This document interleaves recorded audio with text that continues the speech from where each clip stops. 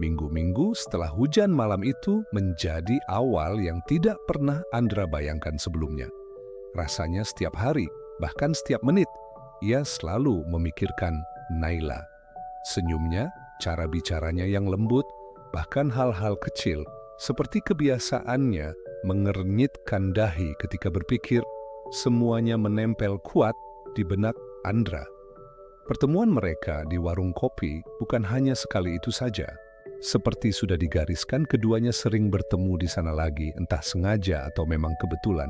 Namun, semakin sering bertemu, semakin besar pula keinginan mereka untuk saling mengenal lebih jauh.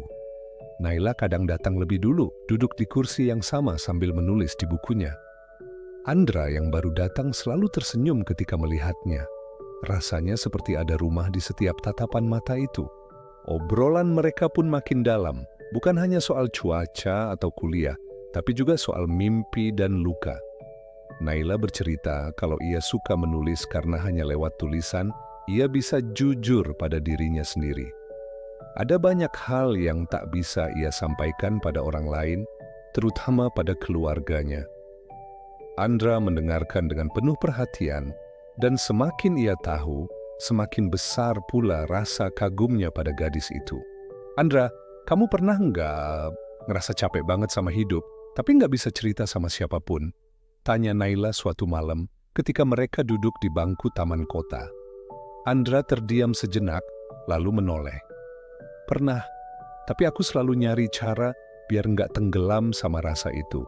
Kadang dengan musik, kadang dengan nulis. Kalau kamu, Naila menghela napas panjang.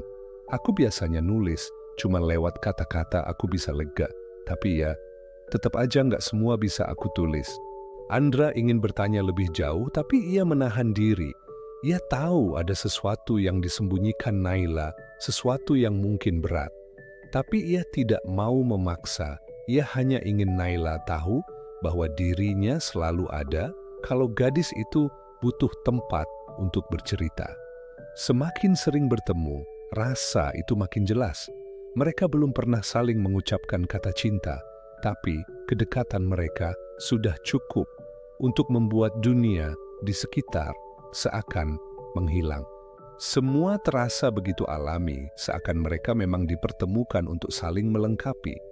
Malam-malam mereka sering dihabiskan dengan obrolan panjang lewat chat atau telepon.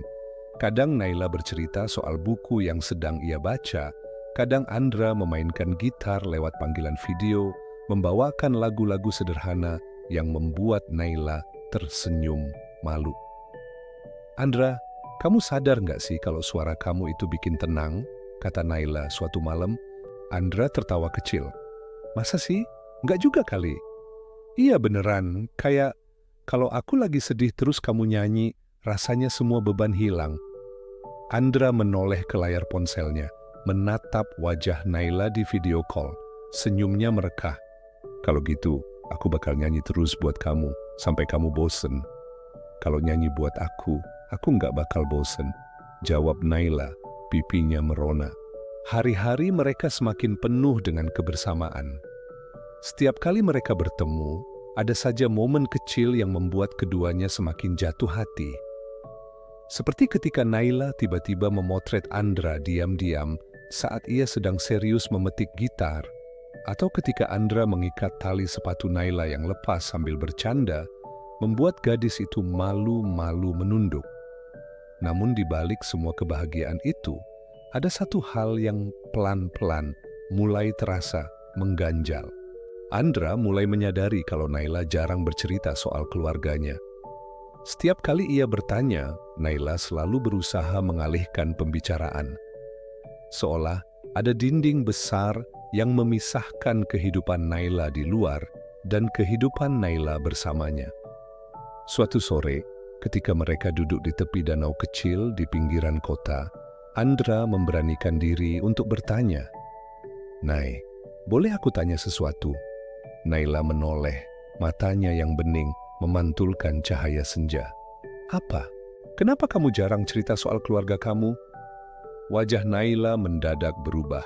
Senyumnya hilang, digantikan dengan ekspresi bingung dan ragu.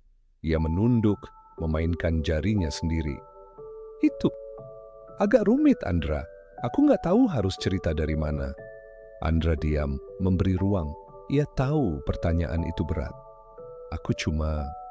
Keluargaku orangnya keras. Mereka punya banyak aturan. Kadang aku ngerasa kayak nggak bisa jadi diri sendiri di rumah, ucap Naila akhirnya, dengan suara pelan.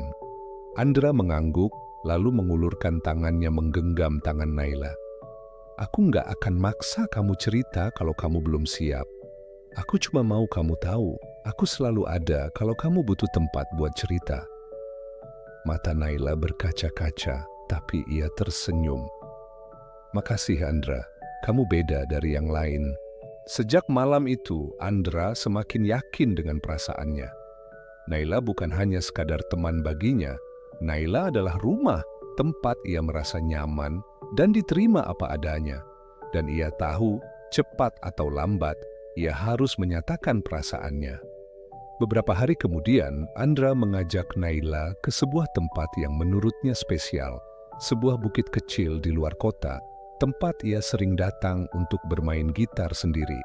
Dari atas bukit itu, pemandangan kota terlihat jelas. Lampu-lampu berkelap-kelip seperti bintang di bumi.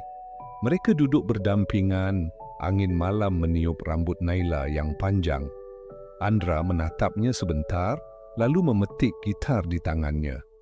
Ia membawakan sebuah lagu sederhana, liriknya ia buat sendiri.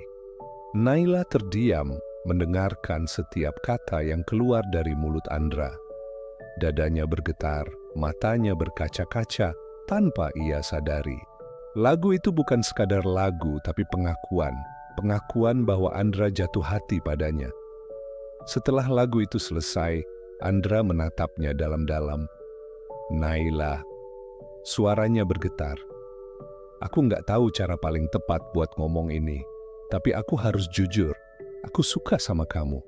Dari pertama kali kita ketemu di warung kopi itu, aku udah ngerasa ada sesuatu yang beda. Dan makin lama kita bareng, aku makin yakin kalau perasaan ini nyata. Naila terdiam. Dadanya sesak, matanya berkaca-kaca. Ia tahu perasaannya sama, tapi ada ketakutan besar yang menghantuinya. Andra, aku juga suka sama kamu. Aku bahagia setiap kali sama kamu. Tapi, suaranya bergetar, air mata mulai jatuh. Tapi apa, Nay? Andra menggenggam tangannya erat. Tapi aku takut keluargaku nggak bakal pernah bisa nerima kamu. Andra terdiam. Kata-kata itu seperti angin dingin yang menusuk dadanya. Namun ia tidak melepas tangan Naila. Ia justru menggenggam lebih erat. Aku nggak peduli sama apapun, Nay. Yang aku tahu, aku suka sama kamu. Dan aku akan berjuang apapun yang terjadi. Naila menangis pelan, tapi senyumnya tetap muncul di sela-sela air mata. Kamu gila, Andra. Kalau buat kamu, aku rela jadi gila, jawab Andra sambil tersenyum getir. Malam itu, di atas bukit, di bawah bintang-bintang yang bersinar redup, Andra dan Naila akhirnya saling mengungkapkan perasaan mereka. Namun, mereka juga sadar jalan di depan tidak akan mudah.